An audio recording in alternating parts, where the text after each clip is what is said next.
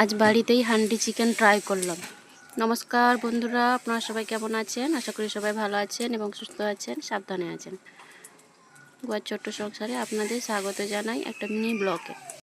তো সকালটা শুরু হয়েছে চায়ের চুমুকে। তো এই শরীরটা ভালো ছিল না, যেহেতু চোখে ড্রপার নিয়েছিলাম। আমি চোখটা আগেই বলেছিলাম চোখটা আমার ইনফেকশান হয়েছে, তো চোখে একটা ড্রপার, দুটো ড্রপার দিয়েছে, ড্রপার নিয়েছিলাম।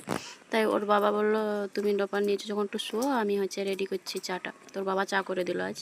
তো চা খেয়ে এই যে ডিম ভেজেছিলাম, তো দোকানের বাচ্চা যে আছে তো তার জন্য নাস্তা নিয়ে যাবে, মুড়ি নিয়ে যাবে ডিম ভাজা দিয়ে। তো হোটেল বন্ধ, তো সেজন্যই তো ওকে ভেজে প্যাক করে দিয়ে দিয়েছি। তো চিকেন নিয়ে এসেছিলো, চিকেনটা আমি ধুয়ে ম্যারিনেট করে নিয়েছি।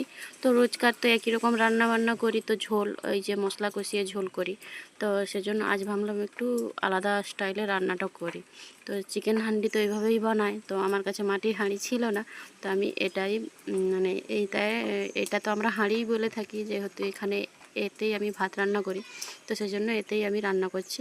তো এটাই চিকেন হাঁড়ি হয়ে গেল। তো এই যে সব রকম আদা পেঁয়াজ রসুন, আদা রসুন বাটা, পেঁয়াজ টমেটোর, লবণ হলুদ লঙ্কা গুঁড়ো সরষের তেল পরিমাণ মতো দিয়েছি, যেমন রান্নাতে দিই।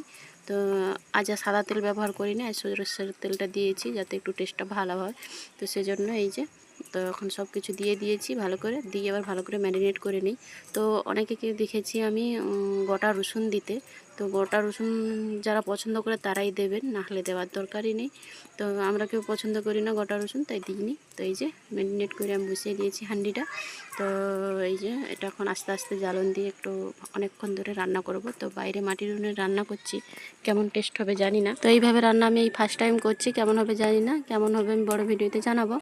তো ভিডিওটা আমি এখানেই শেষ করছি। আপনারা সবাই ভালো থাকবেন, সুস্থ থাকবেন, সাবধানে থাকবেন। আর ভিডিওটা যদি ভালো লেগে থাকে একটা লাইক করবেন, শেয়ার এবং সাবস্ক্রাইব করবেন, পাশে থাকবেন।